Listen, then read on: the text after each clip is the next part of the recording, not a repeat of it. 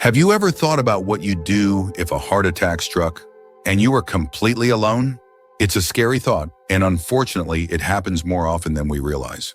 Many people believe they'll have time or that someone will be there to help, but the truth is, the first few minutes are the most critical, and what you do or don't do can make all the difference.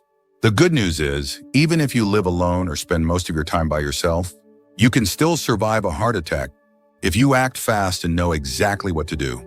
In this video, we're going to walk through 7 crucial things you must do the moment a heart attack begins, and you're the only one around. These steps are simple, practical, and life-saving. You don't need medical training. You don't need fancy equipment. You just need to be prepared and stay calm. We'll break it down step by step, how to recognize the first signs, what to take immediately, how to keep your heart from working too hard, and even what small actions you can take that could give you just enough time to get the help you need. Stay with us until the end, because the last few steps are the ones most people forget, but they might be what actually save your life. Don't wait until it's too late to learn what your body is trying to tell you. Let's get started. Number 1, recognizing the earliest warning signs. The first and most important step in surviving a heart attack alone is knowing what it feels like. Not just in your chest, but in your whole body. Most people expect a dramatic, crushing pain in the chest like you see in movies. But the truth is, real heart attacks often begin with much subtler symptoms. And those early signs can be easy to ignore until it's too late. What you're looking for is a deep, uncomfortable pressure or squeezing sensation in the center of your chest. It might feel like something is sitting on you, or like your chest is slowly being filled with cement. It could also come and go, making you think it's nothing serious. But if it lasts more than a few minutes or keeps returning, don't second guess it. Other early signs include shortness of breath, even without chest pain. You might feel like you just walked up a hill, even if you're sitting still. Some people feel pain in the arm, shoulder, neck, or jaw. Others get lightheaded, break out in a cold sweat, or feel nauseated and dizzy. And in some cases, especially for older adults or women, the pain may feel more like pressure in the back or stomach than anything in the chest. Let's take an example. Richard, 74, was sitting at his kitchen table when he felt a strange tightness under his collarbone, almost like heartburn. But then he noticed he couldn't take a full breath, and his hands began to sweat. He remembered reading that not all heart attacks start with pain. So instead of brushing it off, he acted. That decision may have saved his life. The body often whispers before it screams. And when it comes to heart attacks, those whispers are your only chance to take action before the damage begins. If you wait for the classic chest-clutching drama, you may already be too late. So the next time something feels off, and especially if it's a combination of pressure, shortness of breath, or unusual fatigue, stop what you're doing. Don't try to tough it out. Don't tell yourself it's just indigestion. Recognizing the warning signs is your first shot at survival. Treat them seriously, even if they seem small. Your life might depend on it. Number 2, calling emergency services immediately. Once you suspect that a heart attack may be starting, the very next thing you must do without hesitation is call 911. Do not wait to see if the symptoms go away. Do not try to drive yourself. And do not assume that you're overreacting. Calling emergency services is not only the fastest way to get help, it's the most effective thing you can do to stay alive. A heart attack isn't something you walk off. Every minute matters. The longer your heart muscle is starved of oxygen, the greater the damage. But when you call 911, trained professionals are already preparing as they drive toward you. They're bringing equipment, medication, and the ability to keep you alive. If your heart stops on the way to the hospital, what's more, if your symptoms worsen quickly, which they often do, you won't be able to help yourself. That's why trying to drive is one of the most dangerous choices people make. You could lose consciousness, cause an accident, or delay your own care. Let the professionals come to you. Think about what happened to Linda, 78. She felt a strange ache in her left shoulder, followed by a wave of nausea and a cold sweat. She thought about calling her son, but then she remembered a nurse once telling her, if you're alone and might be having a heart attack, call 911 first, talk to your family later. She made the call. By the time the ambulance arrived, her symptoms had intensified, but the team was ready. They stabilized her on the spot. That phone call saved her life. You don't have to be sure you're having a heart attack to call for help. The dispatcher won't be upset if it turns out to be something else. In fact, they'd rather send help you didn't need than miss a chance to save your life. Keep your phone somewhere you can reach it easily, especially especially if you live alone. If you feel symptoms coming on and can't speak clearly, press the emergency call feature. Some phones have a shortcut to call for help even when locked. Learn where it is and use it. If you're still watching this video and finding these insights valuable, please comment number 2 below to let me know you're here. And if you haven't subscribed yet, I recommend you subscribe and turn on the bell so you don't miss any videos. Your support helps us continue creating good content to inform and inspire you. Now let's move forward. Number 3, chewing an aspirin slowly and calmly. After calling emergency services, the next, most powerful action you can take is simple. Chew an aspirin. Not swallow, chew. And do it slowly, even if your hands are shaking. If you have access to a standard 325 milligram aspirin, and you're not allergic or on a blood thinner that would contraindicate it, this one step can significantly increase your chance of surviving a heart attack. Aspirin works by thinning the blood. It helps slow or prevent the growth of a blood clot that may be blocking one of your coronary arteries, the very thing causing the heart attack in the first place. By chewing the tablet instead of swallowing it whole, you get it into your system faster. Studies have shown this can buy valuable minutes, sometimes even enough to restore some blood flow before help arrives. It's important not to take aspirin on an empty stomach unless absolutely necessary. But in the event of a heart attack, the risk of clotting far outweighs that concern. Also, don't take coated or delayed release aspirin. If it's all you have, chew it anyway. You want the effects to start as quickly as possible. Let me tell you about Joe, age 72. One morning, he felt a tightness spreading from his chest to his neck. He remembered he had a bottle of aspirin in the kitchen cabinet. He chewed one while sitting down and waiting for the paramedics. Later, his cardiologist told him that single action likely reduced the damage to his heart muscle. That little pill, he said, kept things from getting worse. If you live alone, make sure aspirin is easy to access, store, some in a nightstand, your kitchen drawer, or even in your wallet. Make sure it hasn't expired. And tell your loved ones where you keep it in case they ever need to help you. This small act may seem too simple, but it's grounded in science and practiced by emergency responders around the world. Chewing aspirin during the onset of a heart attack isn't just a tip, it's a proven intervention. And in those critical first minutes, it can be the difference between walking out of the hospital or never making it there at all. Number 4, sitting or lying down to protect your heart. Once you've called for help and taken aspirin, your next job is simple, but absolutely critical. Stop moving. Sit or lie down in the safest, most comfortable position you can. This isn't the time to pace. Gather belongings or unlock doors unless it's absolutely necessary. Any additional physical effort puts more strain on your heart, which is already struggling to get enough oxygen. Ideally, you want to sit with your back supported, feet flat, and arms resting loosely. This helps reduce your heart's workload while you wait for paramedics. If you feel faint or lightheaded, lie down on your side with your head slightly elevated. And don't try to power through the discomfort. That mindset might have served you well in other parts of life, but in this moment, it's a risk you can't afford. It's common for people to feel embarrassed, calling for help and then sitting there doing nothing. But make no mistake, doing nothing is doing something. It gives your heart a chance to stabilize, it slows your breathing, and it keeps your body from burning through its already limited oxygen supply. Take the story of Alice, 81. When she felt pressure radiating across her chest, her first instinct was to clean up the kitchen and get herself together. But she remembered what her doctor once said. If you think it's your heart, sit down. Everything else can wait. She sank into her favorite recliner and waited for help. That stillness, she later learned, likely prevented her symptoms from escalating into full cardiac arrest.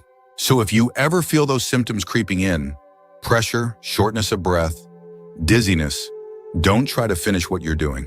Stop right where you are or move as little as possible to a safer spot. Sit or lie still, breathe slowly, and let your body focus on just one job: surviving. And here's something simple but often overlooked. If you're on a chair without armrests, don't let your body slump. Keep your spine supported and your breathing open. The more relaxed and upright your position, the less effort your heart has to make.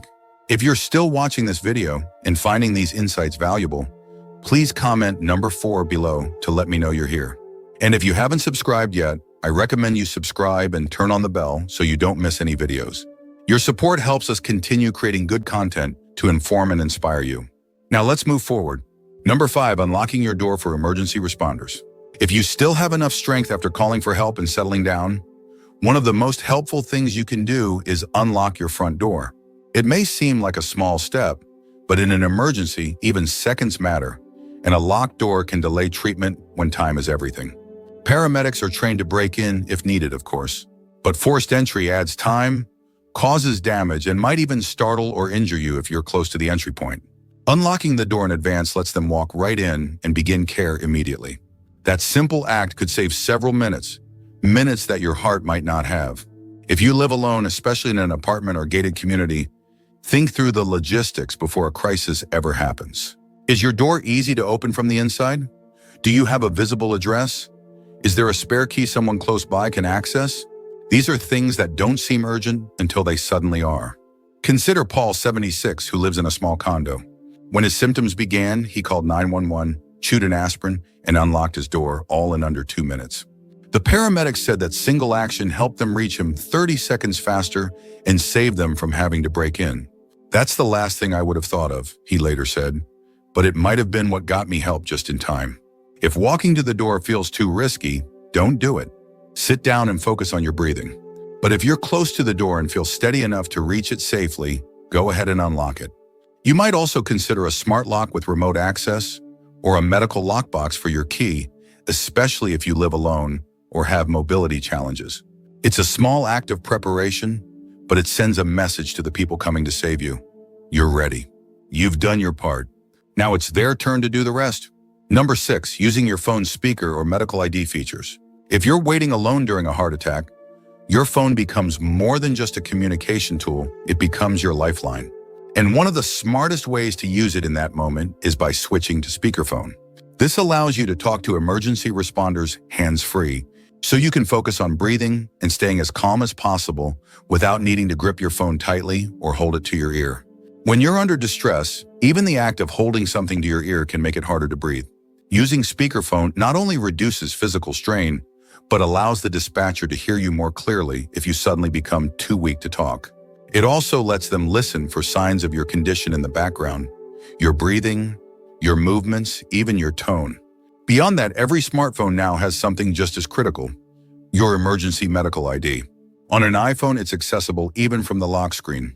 On Android phones, there's often a similar feature. It holds vital information like your age, allergies, medications, and medical conditions.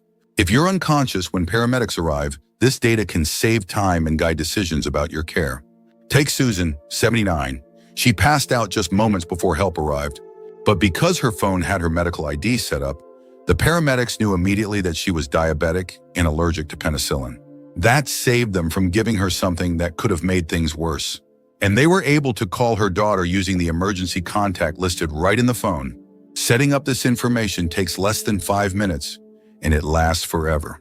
Include your name, birth date, any major conditions, medications you take, allergies, and 1 or 2 emergency contacts. It's not just for tech-savvy folks, it's for anyone who might one day need help when they can't speak for themselves. So if you ever feel those first signs of a heart attack coming on, use your speakerphone, stay connected, and trust the person on the other end. Their calm voice, steady instructions, and constant presence can make the waiting less terrifying. And if something happens before help arrives, your phone might still speak for you when you no longer can. If you're still watching this video and finding these insights valuable, please comment number 6 below to let me know you're here. And if you haven't subscribed yet, I recommend you subscribe and turn on the bell so you don't miss any videos. Your support helps us continue creating good content to inform and inspire you. Now let's move forward.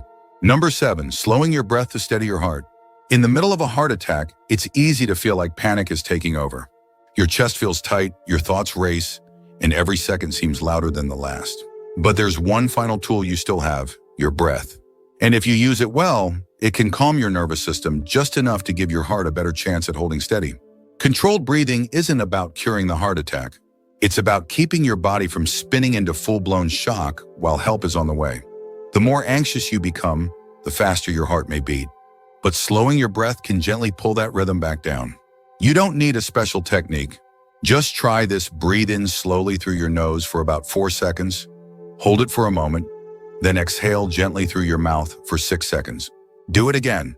Focus on that one small rhythm, It gives your body something steady to anchor to, and it can help prevent your heart from going into dangerous arrhythmias triggered by stress.